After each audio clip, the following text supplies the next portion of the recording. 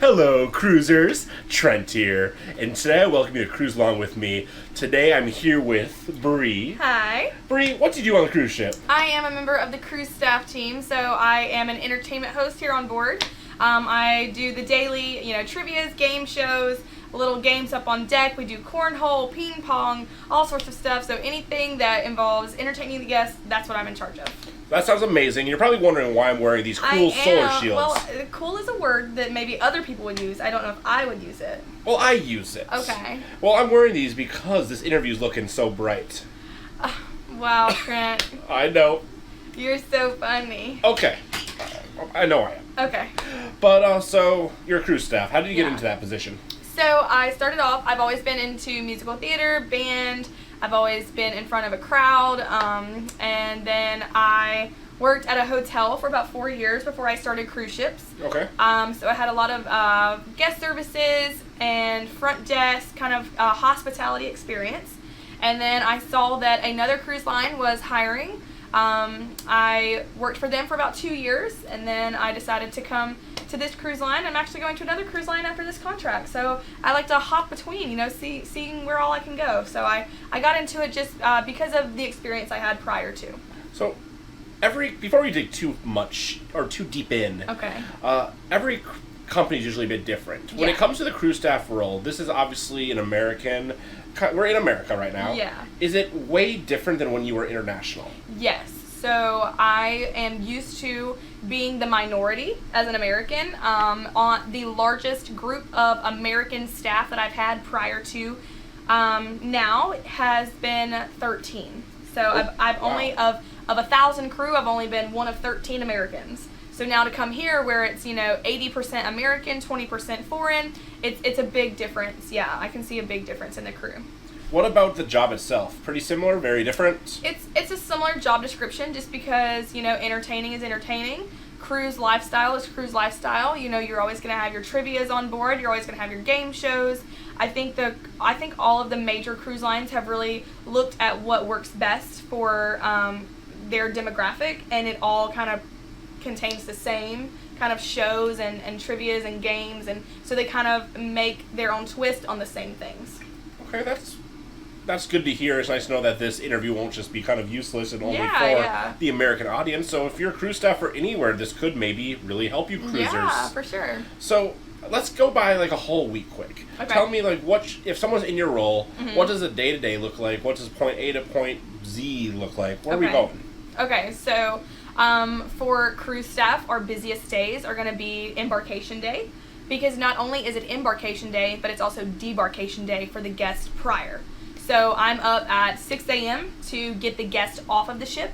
All of the guests will be off by 9 a.m. And that's 2,500 people out of one hole. So that's a lot of pushing people out in a nice way. It's a lot of pushing on that hole. Yeah. And then right after that, we'll get everyone off about 9 a.m. At 10:30, the new guests get on, and then we are in charge of being the first face they see when they sign on to the ship. They want a friendly face, they want an entertaining face, and so we're there to make the first impression. So we really have a really long day on any cruise line. The entertainment team has a really long day on embarkation day. But not only that, because we are good at being front of house and we're good at explaining rules and explaining things, they also put us in charge of the safety demonstrations a lot of times. So a lot of times our safety duties are being at the muster stations or the assembly stations for emergencies, and we are in charge of showing that life jacket demonstration. We're in charge of making sure they understand that that's where they go in an emergency. So after that, we work about 14 to 15 hours on embarkation day. After we're done with getting everybody on the ship, we'll have a little break. We'll go up to the pool deck. We'll do our sail away party. We will, go down, do a trivia or two. There might be an event in one of the secondary lounges, and then we are usually doing like a welcome party at night. So we're up from 6 a.m. to 11 p.m. on embarkation day. Okay, now on another day, are every other day pretty similar, kind of the same kind of thing, just events throughout the day? So it's different here as we are in port every single day, whereas on other ships I've always had at least one sea day. So sea days are kind of more relaxed in the terms of there's only so much going on. Well, no, I actually take that back. I'm going to say it's the other way around. Port days are more relaxed because, you have something in the morning.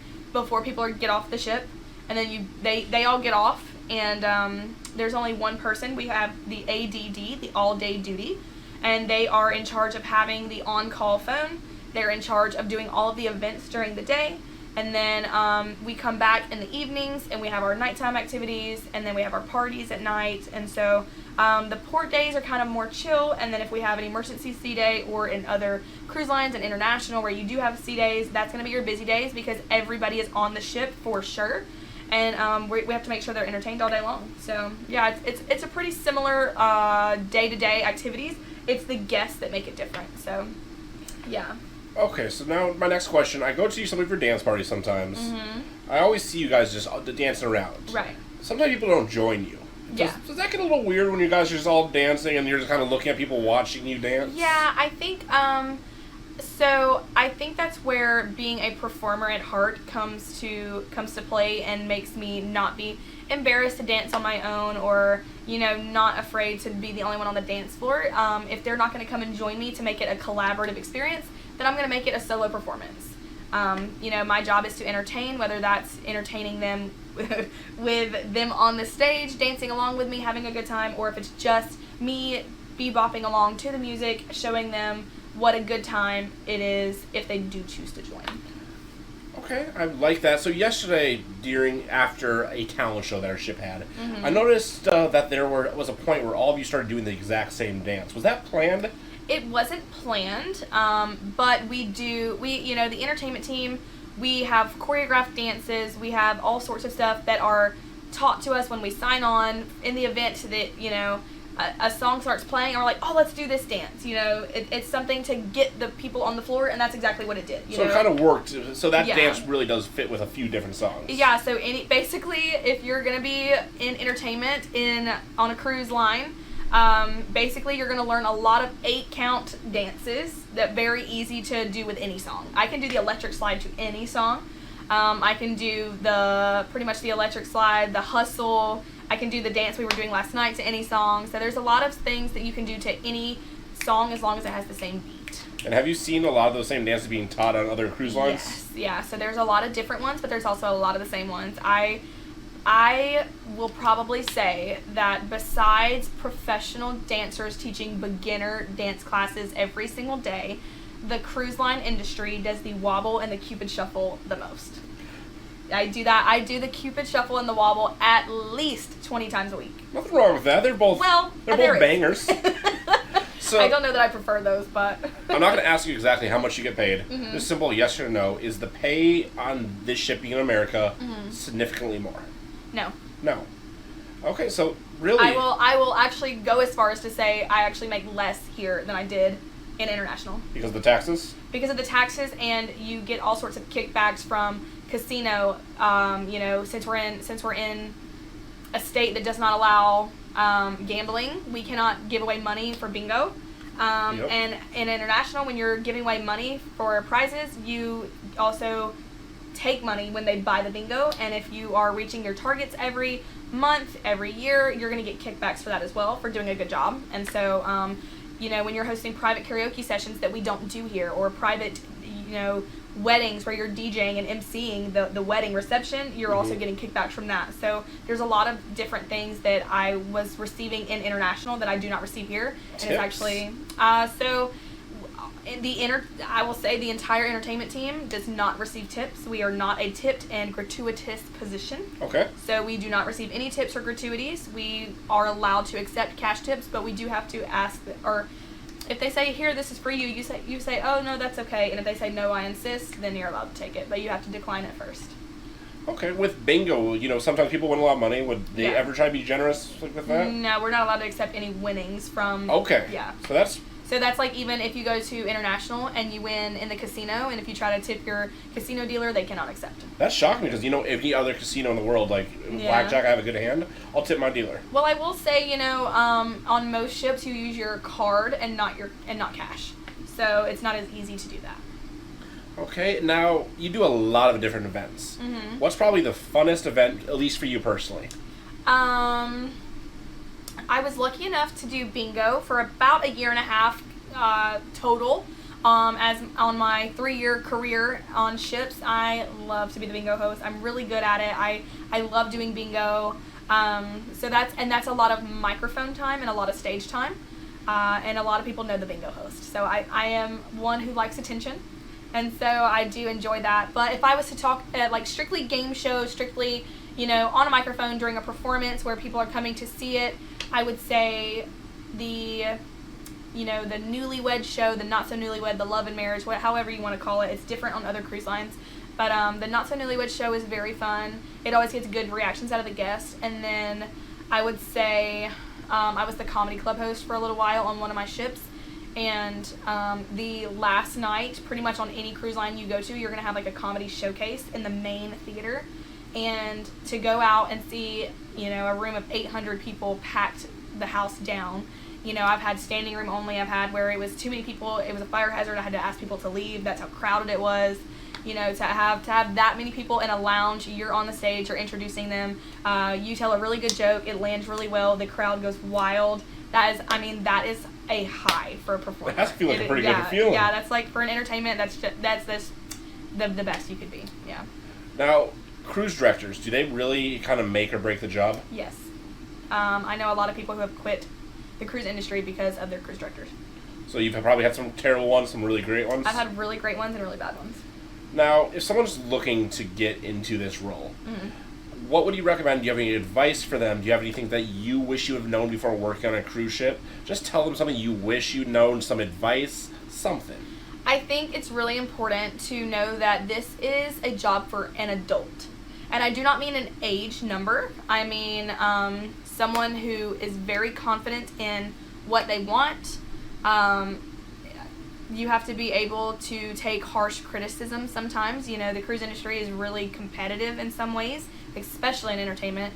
I think you need to be able to be very, very flexible, and I think that's a lot of the reasons a lot of people don't make it in the cruise industry is because they aren't flexible and they don't understand that we are a 24-hour operation, 7 days a week, 365 days, forever and ever and ever. Things are always changing. If the swells are too big, we don't go to this port, we have an emergency sea day.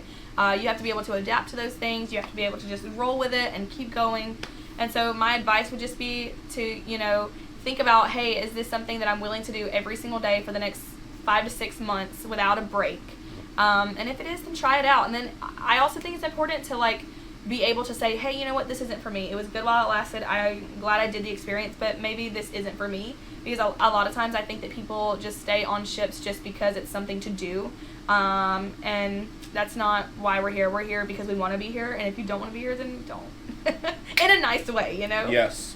Don't bring that negativity. The amount of negativity I see from people are being like, oh, this job sucks, yada, yada. I know this is her interview, but it's so annoying. Negativity spreads like a fungus. Yeah. If you do not want to work here, get another job. Don't ruin it for the other crew members, because I can tell you, you are ruining it. I see it every single day, and I'm sure you see it too. Yeah. So, final few questions. Yeah. I know you want to go and have fun with someone. Yeah, we got to go to the crew lounge. Your position is considered a higher rank, right? So I am considered a 1.5 stripe officer. So so there's a difference in rank on ships. There are crew, there's staff, and there's officers. So I am technically considered staff, but I have the same ranking as a 1.5 stripe officer. And is that usually different ships hold the same rank for y'all? Yeah, so every ship I've ever been on as crew staff, I was a 1.5 stripe officer. And what that means is she usually gets a little bit better of a room, sometimes less roommates. It's a little bit bigger. This is actually the biggest cabin I've had, though, but it is because it's allotted for 3 people. So we have what we call the princess bed, where there's not a bunk bed on top. We have one bunk bed, and then we have another bunk bed that is not used. When I finally get my officer room, I'll be showing what that looks like if I ever actually get it. They're taking their time. But any final words? I think that the cruise industry is an untapped thing for Americans. I think it's really interesting to see. I had no idea what to expect when I first came on the ships. I love my job. I really, really do. I love being on the ocean. I've always loved the water. It's really nice to just go outside and see the sunset over the open ocean sometimes. So if you're interested in it, try it out. If it's not for you, find something else. But just do it and see if you like it, Just do it. We're not sponsored by Nike, but Yeah. is that Nike? That's Nike, yeah. Well, just do it. Just do it. Now, thank you for cruising along with us. I want you to like, I want you to comment, I want you to subscribe. If you want her to have an amazing next contract and some amazing new cruise line, make sure you do that. Otherwise, it's probably going to suck. You don't want her contract to suck. You don't determine my happiness, I do. So I don't know what he's saying, but thank you so much. If you do like, comment, and subscribe onto Cruising Along with Trent. Help her. Absolutely. Now I think we should exit with our handshake. Bye! See you later, cruisers. Please subscribe to my channel. It will make me feel really special.